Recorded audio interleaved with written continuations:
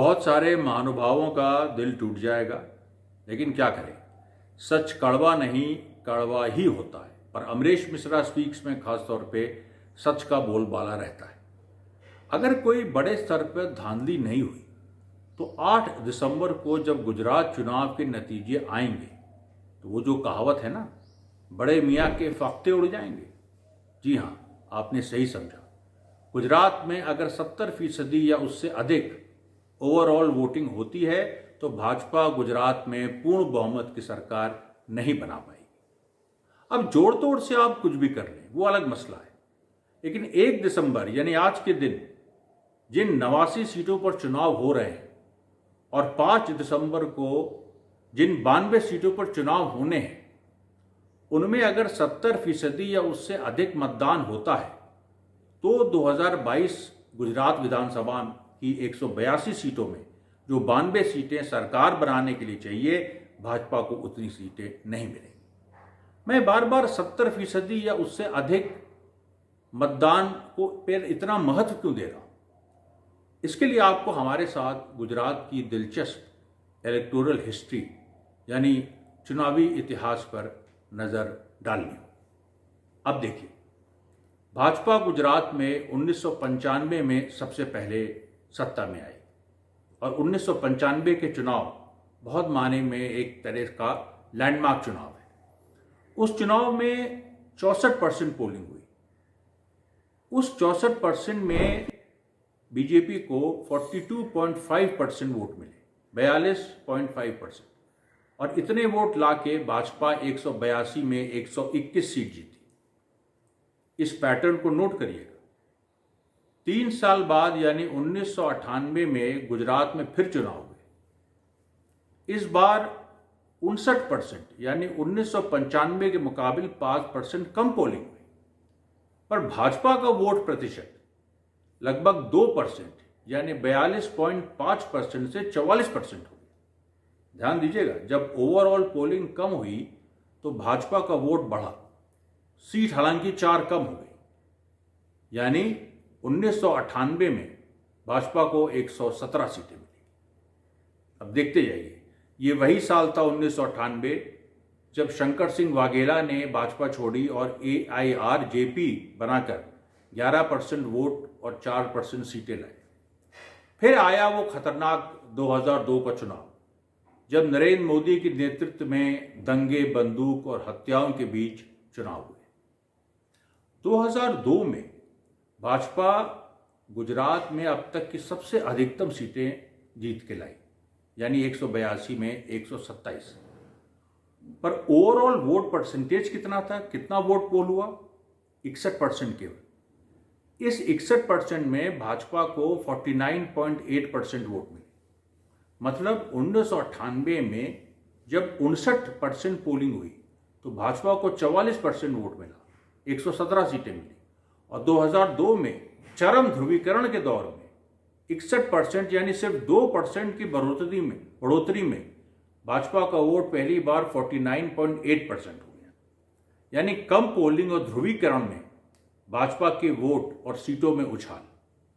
अब आप देखते जाइए, 2007 में गुजरात की ओवरऑल पोलिंग गिर जाती है 61% से 59%, पर भाजपा को 49.8% के मुकाबले 49.1% वोट मिलते हैं, 0.7% कम।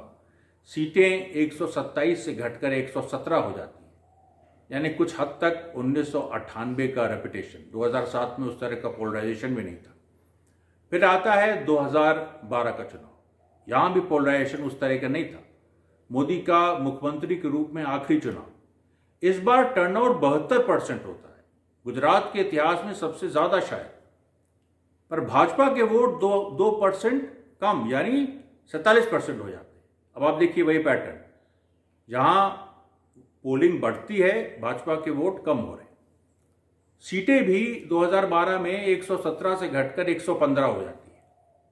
अब आप याद रखिए, 2007 में 59.7% वोट पोल हुआ था और भाजपा की 117 सीटें आई।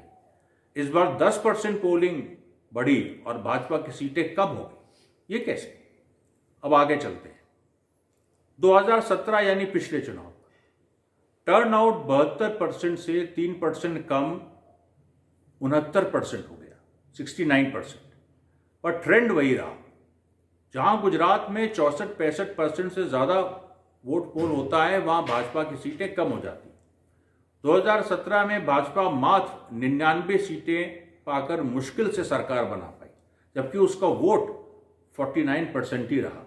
अब देखिए इस बात को, 2017 में गुजरात के कुल मतदाता 4 करोड़ 35 लाख थे, जिसमें 49% के हिसाब से 3 करोड़ 6 लाख वोट पड़े, जिसमें भाजपा को 1 करोड़ 47 लाख और कांग्रेस को 1 करोड़ 23 लाख वोट मिले। 2022 में 55 लाख वोट बढ़े, यानी कुल मतदाता 4 करोड़ 35 लाख से आगे बढ़ के 4 करोड़ 90 लाख है। अब इसका 70% 3 लाख 43 हजार के लगभग होता है। भाजपा को 2017 के ट्रेंड के हिसाब से अब इस बार 1 करोड़ 47 लाख नहीं, बल्कि 1 करोड़ 71-72 लाख वोट लाने होंगे। लेकिन मामला इतना मैकेनिकल नहीं है। गुजरात की जब ओवरऑल पोलिंग, जैसे आपने देखा है, जब ओवरऑल पोलिंग बढ़ती है तो भाजपा के वोट और सीटें कम होती हैं। इसका मतलब है अभी भी गुजरात में भाजपा अपने कैडर वोट पे टिकी है। ये सही बात है कि उसका कैडर बेस डाइवर्सिफाइड है, पर उसमें वेव वाली जंग लड़ने की क्या क्षमता है, ये एक बहुत बड़ा सवाल है। अगर पोलिंग 75% हो गई तो क्या होगा? तब तो भाजपा 99 से नीचे, बल्कि 92 से भी कम, यानी पूर्ण बहुमत से और नीचे आ सकती है। वहीं अगर 70% ही पोलिंग रहती है, तब भी भाजपा को सरकार बनाने के लिए नाकू चने चबाने पड़ेंगे। ये भी देखा गया है कि त्रिकोणीय मुकाबले में भाजपा को नुकसान होता है, और इस बार यानी 2022 में मामला त्रिकोणीय है, क्योंकि कांग्रेस और भाजपा के अलावा आम आदमी पार्टी भी टक्कर में है।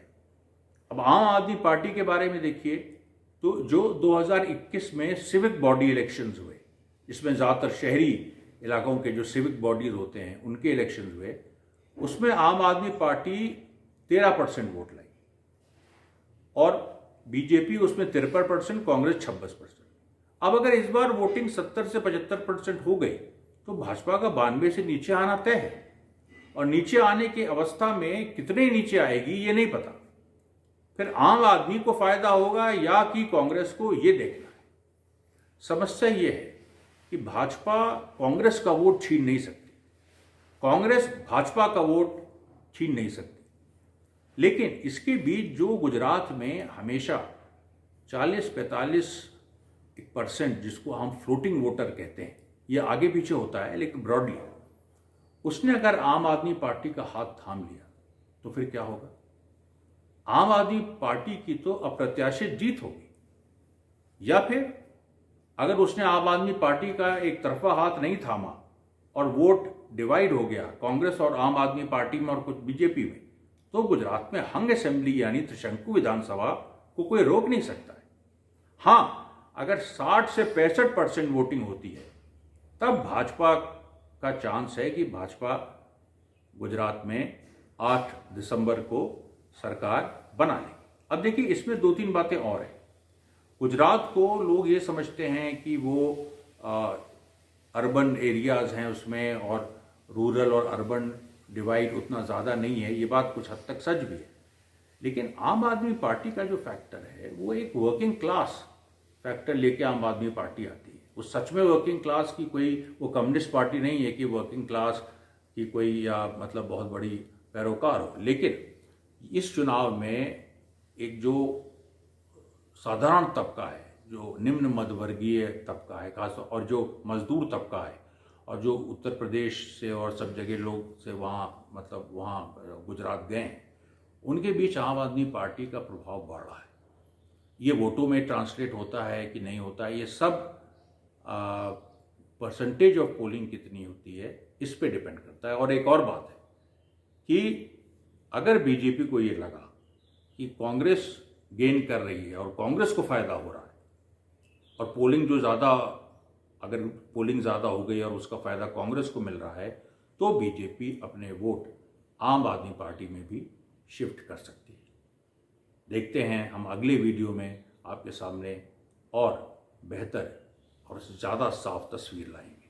धन्यवाद, बहुत बहुत धन्यवाद।